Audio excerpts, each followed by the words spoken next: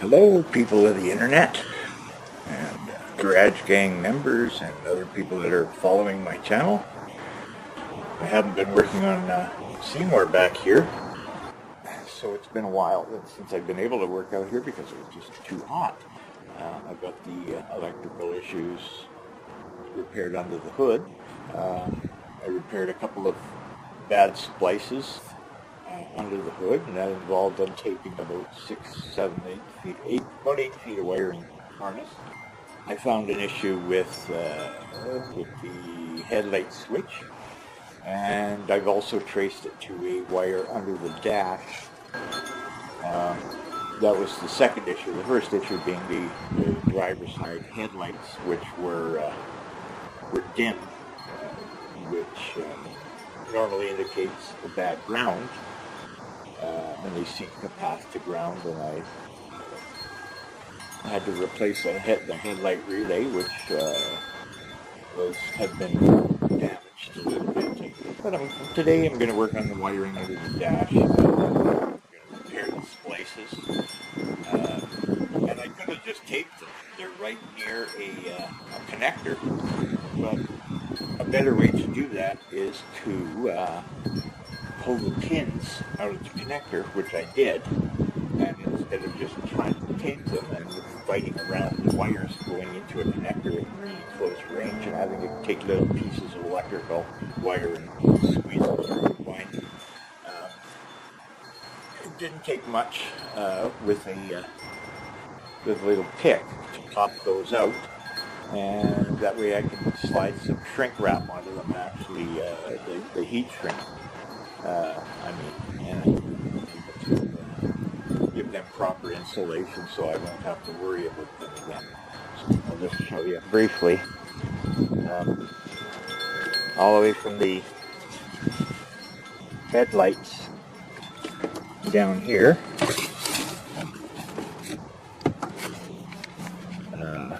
Both that one and the high beam, which is down in there. Right about there, I guess it is. I had to retape that because I had opened it all up. All along this harness. And all this, even though it's in this wrap, I retape it anyway. And down through this harness here, down to the high beam and to the low beam, and a little ways around the battery. Also, I checked and cleaned the main ground. Doesn't look it, but that one's been cleaned. And there is a main one down right here on the bottom of the battery tray. That is a ground that goes to the block, goes to the chassis. There's normally one that's here. Goes from the valve cover to the firewall, and there's one that goes to the block.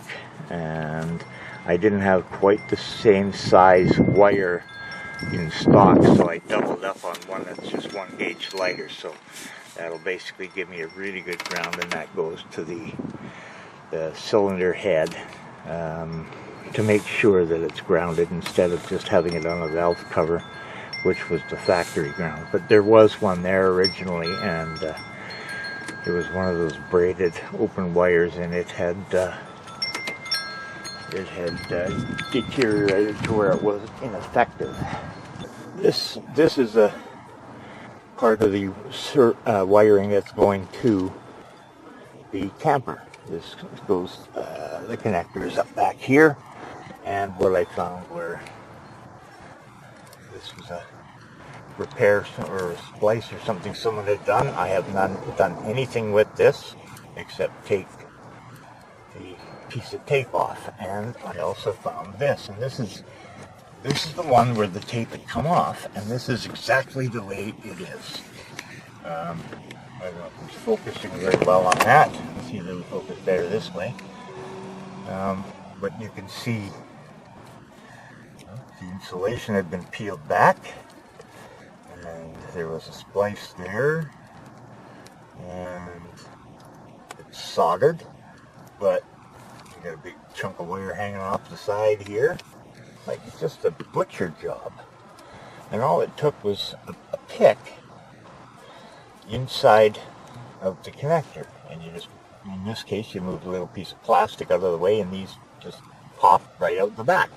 And when I'm done, I'll just push them right back in again. But instead of having to tape, and you can imagine how hard it would be to tape, like with these wires here, you can barely get them apart, so close to the connector. So how do you tape that properly? Well, this is the way to do it. You remove the pin from the connector, and you can see from this that I can slip a piece of heat shrink on here after I do the repair, shrink it down, and just plug them right, they just click right back into place. When you're diagnosing a problem, you have to start where you can certainly check at the end of the circuit and see if something's working. In my case, with the clearance lights on my RV, they are not. I go back to where I have a known good circuit, and the easiest way to do that is to go to where you have a known power within the circuit you're testing. So I did that, and that's how I found the other splices that were damaged, and the problem with the headlight switch, all of which were causing little problems here and there. I repaired the one under the dash that I had previously shown you, and then I checked the circuit. I'm checking the circuit under the vehicle now, and in my case, I'm working on a motorhome, so I want to check anywhere where the motorhome wiring connects to the truck itself or the chassis. In my case, the factory wiring from the truck, it's a 1985 Nissan 720 pickup truck chassis, the factory wiring comes back to a spot near the back of the frame, and then they use the factory connector and then splice into the wiring from the camper, and I'll show you where that happens to be. And these are obviously places to check, because anywhere you have a connector, you can have problems. But my next step, I climbed underneath, and I found where the factory harness ends and the motorhome harness begins. These are obvious places where you want to check.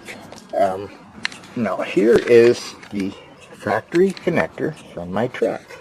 This is a place to try, and the first thing I'm going to try is this connector here. Now I know there's a bunch of wiring connectors here. You can tell that there's splices here because of how fat it is. That's usually an area that is going to give you issues. Now, this is a factory connector, so I'm going to disconnect this, and this is where I'm going to check to see if I have power from the front of the truck. Now, don't assume automatically that the problem ends here. Double check the ground on your test light. I'm dealing with a 38-year-old chassis here that does have some rust on it. So let's leave this plugged in here and wiggle the ground, see if anything happens. See that? That's a little bit of rust on the ground. I don't want to be chasing a problem that I created myself. There we go, and you notice it was bright and then dull and bright.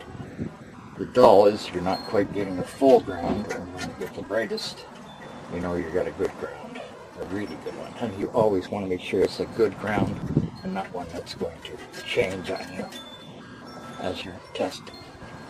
So I know that's got power back to here. So the next thing to do for me is going to be to untape and check, because I know there's no power to where the next splice is, which is at the tail lights. And I'm going to untape these. Well, I'm doing this. I'm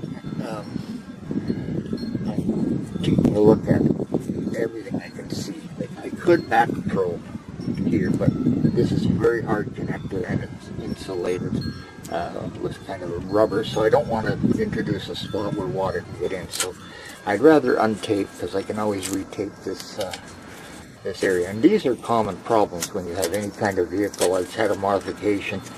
The splices are an area that's prone to have a problem because of the fact that they're exposed. They're a splice, they're subject to vibration, dirt, heat, cold.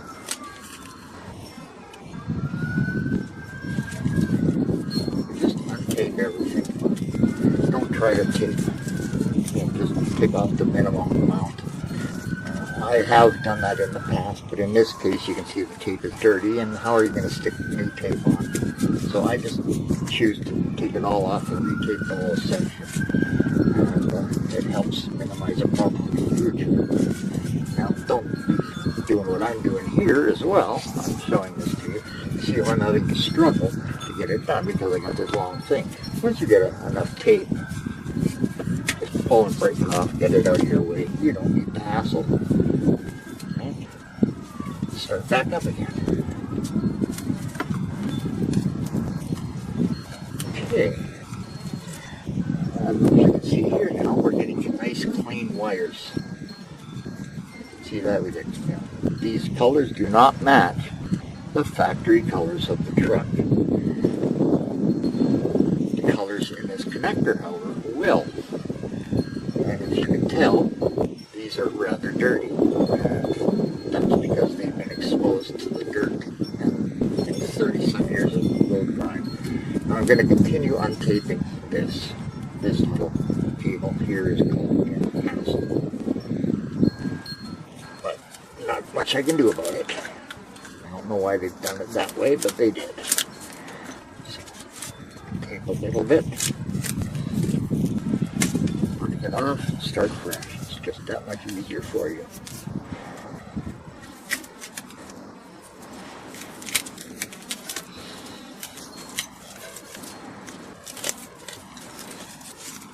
Another way you can do it is ball it up, but I find I just break it off. Now you see here are all the connectors.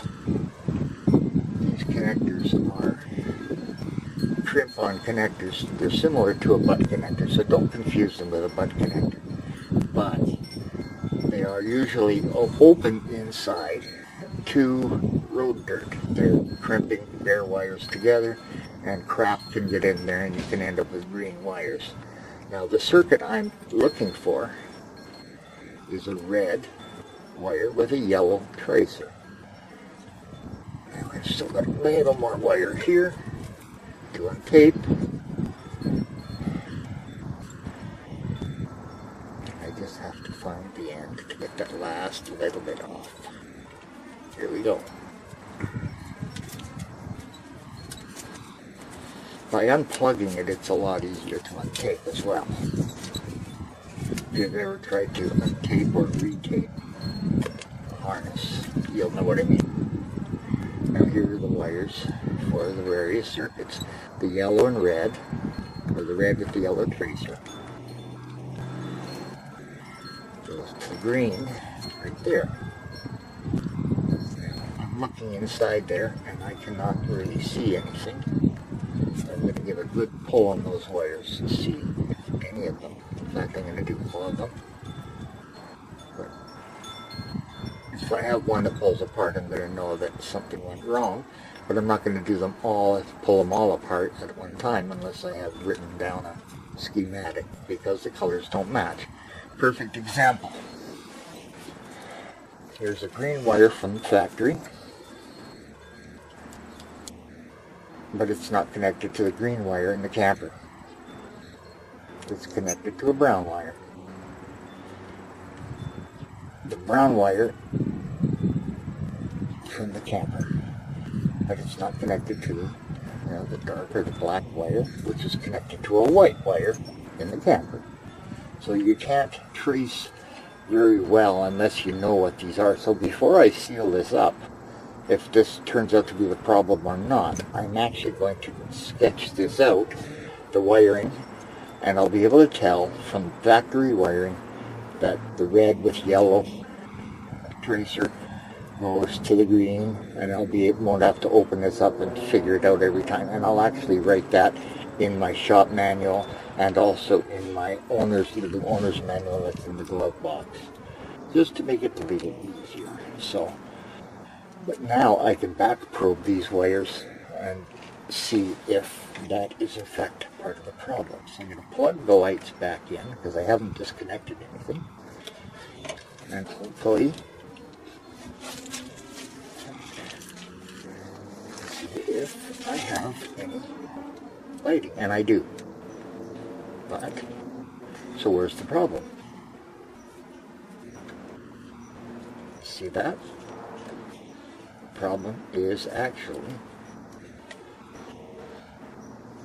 in the connector itself, right here. As I'm just slightly moving it, it's flashing off and on.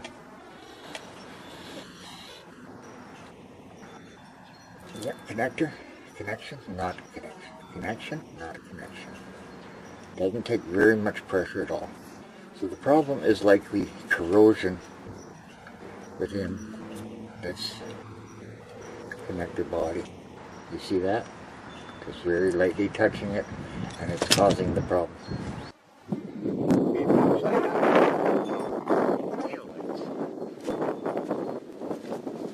But not yet up to the clearance lights. Yet. However, all the power for the tail lights, and I would think likely those marker lights as well, all come into this circuit here, which was hidden behind the drawers back there. It's the green wires, tail lights. Okay, remember I found the green wire underneath. Now, I'll show you something. Okay, look closely here. What do you see? Melted plastic, dirty plastic. That's corroded. It's an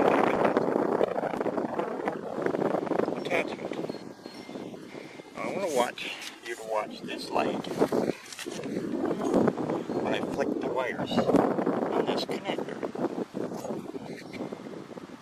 Zoom out a bit so you can see where I'm flicking. And this is a solid wire connection. Watch.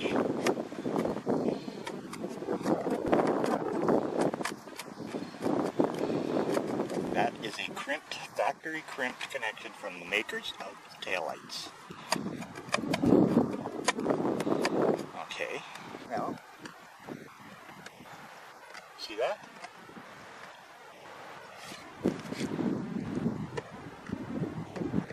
I have no doubt that once I fix that, the next step will be to trace where the side marker lights, or the marker lights, get their signal from. Because I've looked, the power comes in the green wire here. It goes from the first one, this is the one where it's causing problems. It's feeding over to this one, because these light housings have two wires on them, two greens. So it's feeding this one. Now when I flick that, it's causing that blinking here. But you see there's a second green wire coming off of this one, and you see it's going into the harness, and there are two wires going here.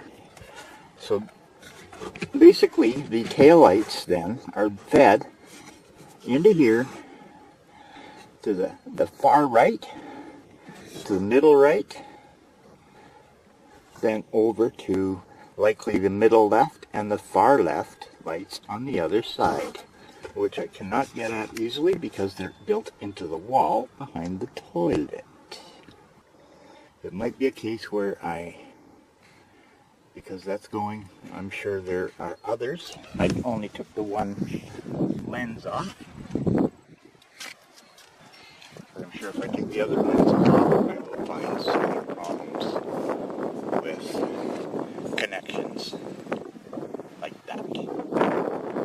So those are just basically a crimped on, crappy connection. So I think what I'm going to do, amongst other things, I am going to find the other problem and fix it. But in the meantime, I'm going to find some identification numbers, and I think I'm going to just replace the taillights completely, since their lenses are starting to crack and pieces are missing off. And I think I'm going to just replace the taillights completely, since their lenses are starting to crack and pieces are missing off.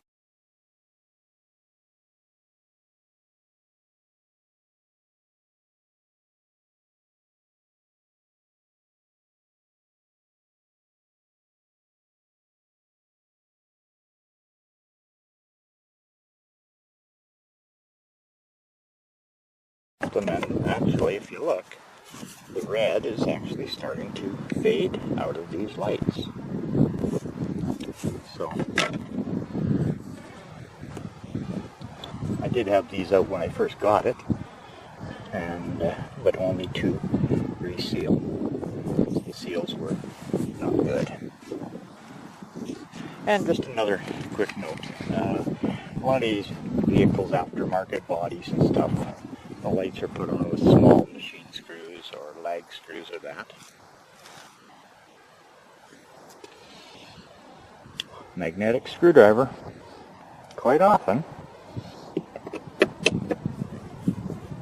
they are exactly the right size to remove the screws for your housing. How about that? Just take your magnetic screwdriver bit out and use it like a nut driver. What do you know?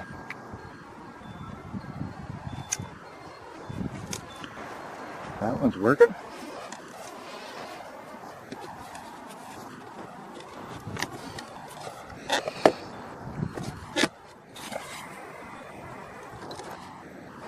These ones are terrible. These are crappy, cheap lights.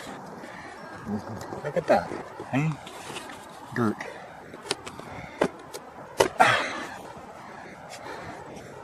And I'm sure those ones also could stand a little cleaning. Hard to see, but I do believe that one is on too. It's hard to tell because it's not dark out.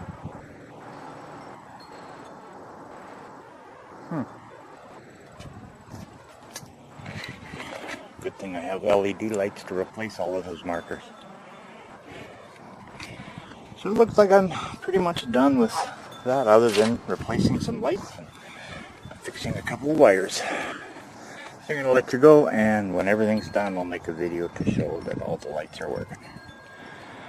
In the meantime, this will be the last bit for this one, so take it easy, and I hope all your electrical gremlins are easy to find.